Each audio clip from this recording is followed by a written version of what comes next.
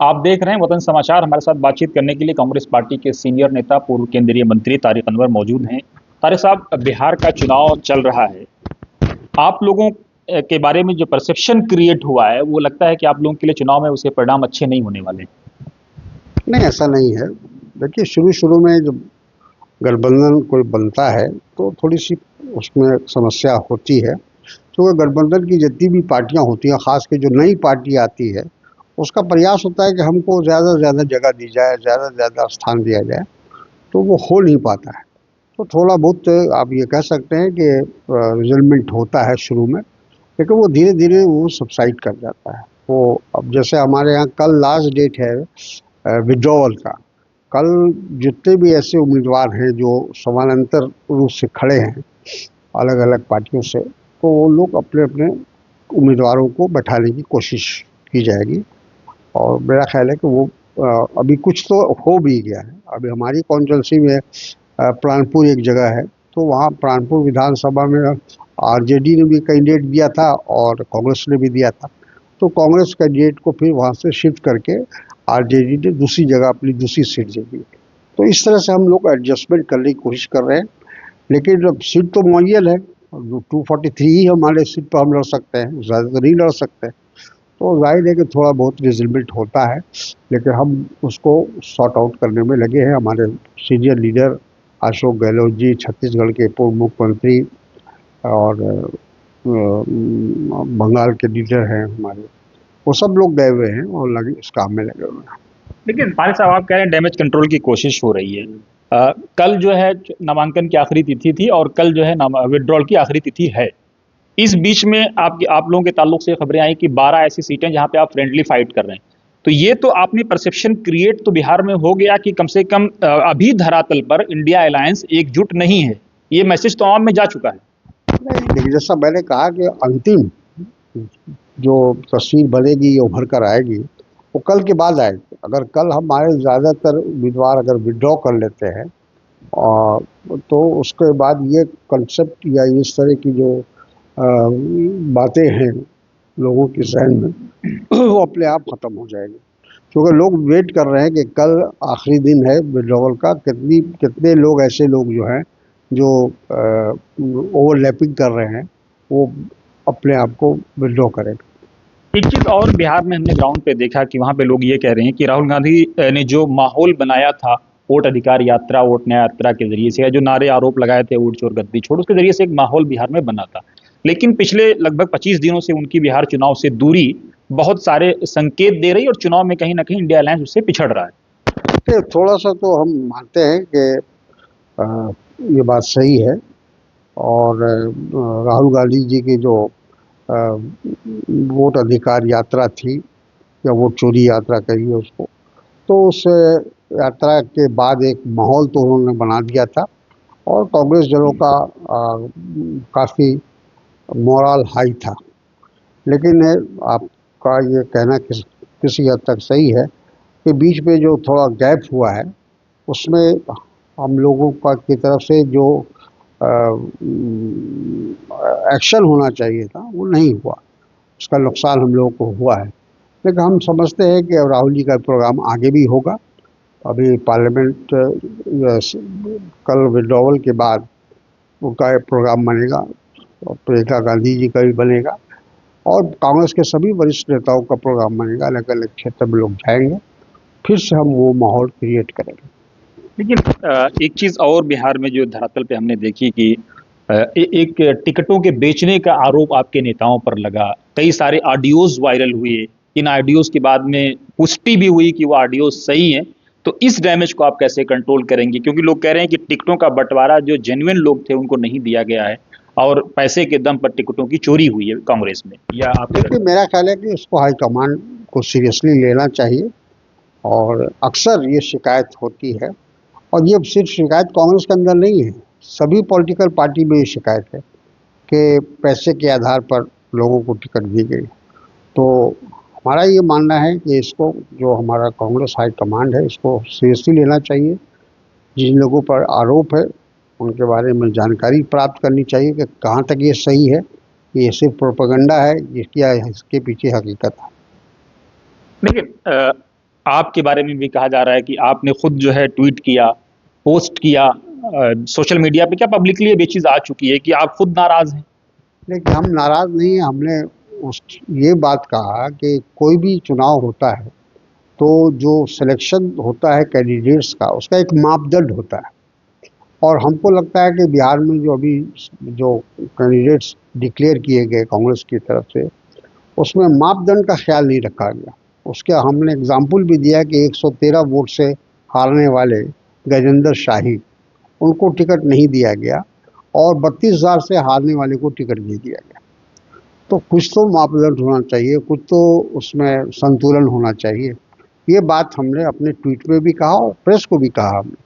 और हम हाईकमान से भी उम्मीद करते हैं कि इस पूरे मामले की छानबीन होनी चाहिए कि इतना बड़ा फैसला कैसे लिया गया कि 112 या 113 वोट से हारने वाले व्यक्ति का टिकट जिस कारण से भी हटाया गया, उसको क्यों हटाया गया। एक चीज़ और है तारिक साहब, आपका एक ट्वीट आया था 15-20 दिन पहले कि अमित शाह एक्टिव हो गए हैं और इंडिया अलायंस को भी एक्टिव हो जाना चाहिए सीटों के बंटवारे के मामले में।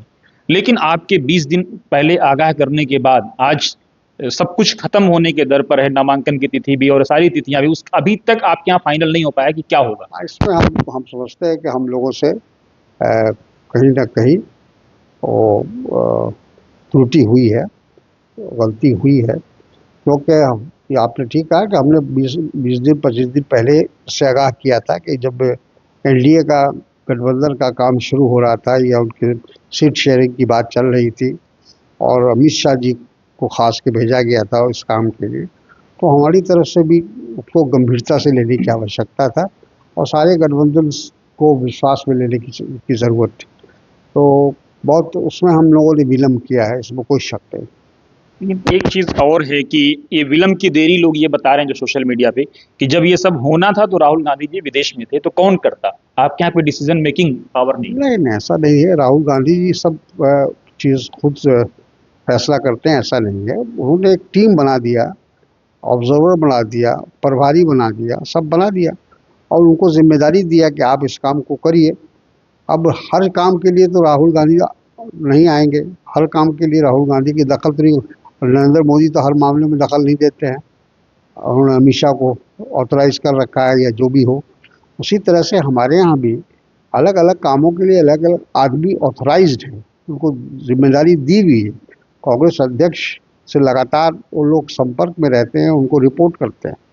तो लेकिन हमको लगता है कि कहीं ना कहीं हमारे इस पूरे प्रोसेस में कहीं कम्युनिकेशन गैप रहा है। एक चीज और बताएं कि एक आपके यहाँ वरिष्ठ पत्रकार हैं रमाशंकर सिंह, उनका एक वीडियो वायरल हो रहा है करप्शन को लेकर के कि शहाबुद्दीन ने अपने जमाने में जो सड़कें बनाई थी बिहार में वो आज तक नहीं टूटी हैं क्योंकि किसी की हिम्मत नहीं थी कि करप्शन कोई कर ले, लेकिन अब बनती हैं आज और कल टूट जाती हैं। नहीं, ये तो है जो हम लोग पिछले 20 साल में ये देख रहे हैं कि जो क्वालिटी होनी चाहिए सरकारी विकास के कार्यों का, वो नहीं हो पा रहा है। और उसमें बहुत तरह से कहा जाए करप्शन बहुत बढ़ गया है हमारे यहाँ बिहार में। लोग जैसे एक ज़माने में कर्नाटक के अंदर 40% की सरकार को कहा जाती थी कि 40% कमीशन पहले लेते थे। उसी तरह हमारे यहाँ बिहार की स्थिति बन गई है कि आज 40% 50% पहले पर उनको पैसा देना पड़ता है कोई भी ठेका लेने के लिए, कॉन्ट्रैक्ट लेने के लिए। तो जाहिर है कि जब वो पैसा देंगे तो जो क्वालिटी है, जो उसको मेंटेन करने की, वो नहीं हो पाता है। आपके यहाँ सीएम का चेहरा भी अभी तक फाइनल नहीं है, लोग ये कह रहे हैं कि कांग्रेस पार्टी उसको रोके हुई है, सस्पेंस को बनाए हुई है। नहीं, अभी तक तो एनडीए ने भी अपना सीएम का चेहरा जाहिर नहीं किया है, बल्कि उल्टा उन्होंने ये कहा है कि हम चुनाव के बाद हमारे विधायक तय करेंगे कि कौन हमारा चेहरा होगा या कौन हमारा मुख्यमंत्री होगा। तो ये बात सिर्फ हमारे पर लागू नहीं होता है, ये एनडीए पर भी लागू होता है। तो क्या मतलब तेजस्वी यादव के सिलसिले में आप लोग अभी वेट एंड वॉच की पोजीशन में हैं? जैसे देखिए, प्रतिपक्ष के नेता है, उनके नेतृत्व में हम चुनाव लड़ रहे हैं, पूरा गठबंधन उनके पीछे है। एक जिसको कहते हैं कि औपचारिकता बची हुई है और वो औपचारिकता हमको लगता है कि कोऑर्डिनेशन कमेटी इस काम के लिए सक्षम है। वो बैठ के फैसला ले सकती है कि अभी हमको मुख्यमंत्री का उम्मीदवार घोषित करना है या चुनाव के बाद करना है। ये काम कोऑर्डिनेशन कमेटी जो हमारी है इंडिया गठबंधन की, उसको दिया हुआ है। पप्पू यादव कह रहे हैं कि नीतीश कुमार अगर कांग्रेस में आ जाएं तो कांग्रेस ही है जो उनको सम्मान दे सकती है। क्या आप लोग उनको न्योता देंगे कि चुनाव के बाद वो कांग्रेस में आ जाएं? मेरा ख्याल ऐसा कुछ होने वाला नहीं है, और पप्पू जी का अपना राजनीतिक सोच हो सकती है, लेकिन बार बार नीतीश कुमार को 2 बार वो आए हमारे साथ और दोनों बार वो धोखा दे के चले गए। तो ऐसी स्थिति फिर उत्पन्न हो, हम नहीं चाहते। हम चाहते हैं कि हमारे जो गठबंधन है उसका ही उसकी सरकार बने, ताकि वो 5 साल तक चले। एक चीज और, आपके यहाँ बिहार में नीतीश कुमार का जो वर्चस्व था एनडीए में, इस बार तकरीबन खत्म हो गया है कि वो जो छोटा भाई बड़े भाई वाला बीजेपी और उनका रिश्ता था, इसको आप किस तरह देख रहे हैं उस गठबंधन के लिए? बिल्कुल, नीतीश कुमार का कद छोटा करने की भारतीय जनता पार्टी की लगातार कोशिश है, और वो अभी भी चल रही है। और इसीलिए टिकट डिस्ट्रीब्यूशन में भी हम लोगों ने देखा कि चिराग पासवान को आगे बढ़ाने की कोशिश की, ताकि उनको बैलेंस किया जा सके नीतीश कुमार को।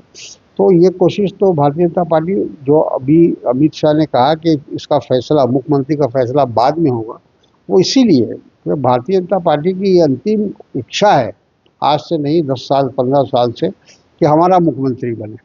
तो इस बार वो देख रहे हैं कि नीतीश कुमार को इतना कमज़ोर कर दिया जाए कि उनका ये मुख्यमंत्री का दावा खत्म हो जाए।